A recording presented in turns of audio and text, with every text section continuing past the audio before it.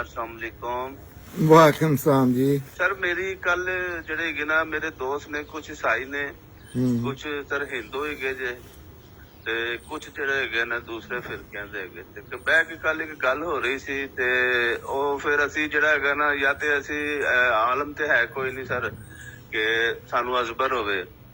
ਤੇ ਅਸੀਂ ਜਿਹੜਾ ਹੈਗਾ ਨਾ ਜਾਂ ਤੇ ਕੁਰਾਨ ਦੀ ਕੋਈ ਆਇਤ ਹੁੰਦੀ ਜਿਹਦਾ ਤਰਜਮਾ ਹੁੰਦਾ ਉਹਨੂੰ ਕੋਟ ਕਰ ਦਿੰਦੇ ਆ ਜਾਂ ਫਿਰ ਕੋਈ ਉਲਮਾ ਕਰਾਮ ਦਾ ਜਿਹੜਾ ਹੈਗਾ ਜਿਵੇਂ ਕੋਈ ਕਾਮਤੀ ਸਾਹਿਬ ਹੋ ਗਏ ਜਾਂ ਜ਼ਾਕਿਰ ਨਾਇਕ ਸਾਹਿਬ ਹੋ ਗਏ ਜਾਂ ਇਸਰਾਰ ਸਾਹਿਬ ਹੋ ਗਏ ਜਾਂ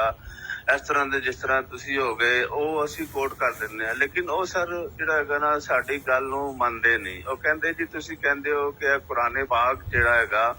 ਉਹ ਡਿਵਾਈਨ ਬੁੱਕ ਹੈ ਤੇ ਤੁਸੀਂ ਕਹਿੰਦੇ ਹੋ ਤੇ ਤੁਹਾਡੇ ਕੋਲ ਕੀ ਪ੍ਰੂਫ ਹੈ ਕਿ ਇਹ ਡਿਵਾਈਨ ਬੁੱਕ ਹੈ ਤੇ ਇਹਦੇ ਜਿਹੜੇ ਵਰਡਸ ਨੇ ਜਾਂ ਅਲਫਾਜ਼ ਨੇ ਉਹ ਡਿਵਾਈਨ ਨੇ ਕਿਉਂਕਿ ਇਹ ਇੱਕ ਪ੍ਰਿੰਟਡ ਬੁੱਕ ਹੈ ਜਿਹੜੀ ਪ੍ਰਿੰਟਿੰਗ ਪ੍ਰੈਸ ਆਉਣ ਤੋਂ ਬਾਅਦ ਜਿਹੜਾ ਹੈਗਾ ਨਾ ਉਹ ਜਿਹੜਾ ਹੈਗਾ ਨਾ ਛਪੀ ਹੈ ਤੇ ਤੁਸੀਂ ਜਿਹੜਾ ਉਹਨੂੰ ਸਾਰੀ ਦੁਨੀਆ 'ਚ ਤਕਸੀਮ ਕਰਕੇ ਕਹਿ ਦਿੱਤਾ ਜੇ ਕਿ ਇਹ ਤੁਹਾਡਾ ਜਿਹੜੇ ਕਿ ਨਾ ਅੱਲਾ ਦਾ ਕਲਾਮ ਹੈ ਤੇ ਅੱਲਾ ਦੀ ਕਿਤਾਬ ਹੈ ਤੇ ਤੁਹਾਡੇ ਕੋਲ ਕੀ ਪ੍ਰੂਫ ਹੈ ਕਿ ਇਹ ਅੱਲਾ ਦੇ ਅਲਫਾਜ਼ ਨੇ ਔਰ ਇਹ ਅੱਲਾ ਦੀ ਕਿਤਾਬ ਹੈ ਜੀ ਤੇ ਸਰ ਉਹ ਮੈਂ ਕੱਲ ਤੱਕ ਕਨਫਿਊਜ਼ ਹੈਗਾ ਜੇ ਤੇ ਅਗਰ ਜੀ ਮੈਨੂੰ ਸਮਝ ਆ ਗਈ ਹੈ। ਕਰ ਸਕੋ ਇਹ ਨਹੀਂ ਇੱਥੇ ਵੇਖਣਾ ਕਿ ਇਹ ਲੱਕੜੀ ਤੇ ਲਿਖੀ ਹੈ ਜਾਂ ਇਹ ਕੋਈ ਬੰਦਾ ਗੱਲ ਕਰ ਰਿਹਾ ਹੈ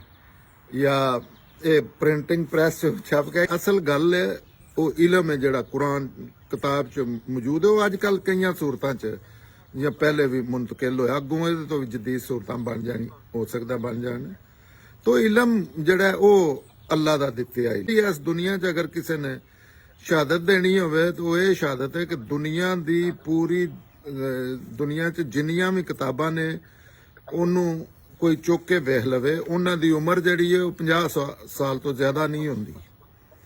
ਉਹ ਕਿਸ ਤਰ੍ਹਾਂ ਉਮਰ ਉਹਨਾਂ ਦੀ 50 ਸਾਲ ਤੋਂ ਜ਼ਿਆਦਾ ਨਹੀਂ ਹੁੰਦੀ ਸਾਇੰਸ ਦੀ ਕਿਤਾਬ ਹੈ ਉਹ ਜੋ ਨਵਾਂ ਇਲਮ ਆ ਜਾਂਦਾ ਹੈ।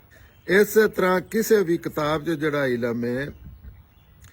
ਉਹ ਇਨਵੈਲਿਡ ਹੋ ਜਾਂਦਾ ਕੁਝ ਅਰਸੇ ਤੋਂ ਬਾਅਦ। ਕੋਈ ਐਸੀ ਕਿਤਾਬ ਦੁਨੀਆ 'ਚ ਮੌਜੂਦ ਹੀ ਨਹੀਂ। ਇਹ ਡਿਵਾਈਨ ਬੁੱਕ ਹੋਣ ਦੀ ਇੱਕ ਹੀ ਸ਼ਹਾਦਤ ਹੈ ਕਿ ਇਹਦਾ 1450 ਸਾਲ ਤੋਂ ਲੈ ਕੇ ਹੁਣ ਤੱਕ ਨਾ ਹੀ ਇੱਕ ਲਫ਼ਜ਼ ਕੋਈ ਗਲਤ ਸਾਬਤ ਕਰ ਸਕਿਆ ਨਾ ਹੀ ਇਹਦੇ 'ਚ ਕੋਈ 1 ਮਿਲੀਮੀਟਰ ਦਾ ਕੋਈ ਤਜ਼ਾਦ ਸਾਬਤ ਕਰ ਸਕਿਆ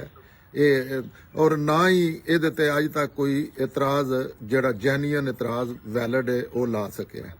ਇਹਦਾ ਮਤਲਬ ਹੈ ਕਿ ਜੇ ਹੋਰ ਦੁਨੀਆ 'ਚ ਕੋਈ ਐਸੀ ਬੁੱਕ ਨਹੀਂ ਤੇ ਇਸ ਤੋਂ ਵੱਡੀ ਸ਼ਹਾਦਤ ਕੋ ਨਹੀਂ ਕਿ ਇਹ ਅੱਲਾ ਦੀ ਕਿਤਾਬ ਹੈ। 1450 ਸਾਲ ਦਾ ਤੇ ਅਮਲੀ ਇੱਕ ਨਮੂਨਾ ਸਾਹਮਣੇ ਆ ਗਿਆ।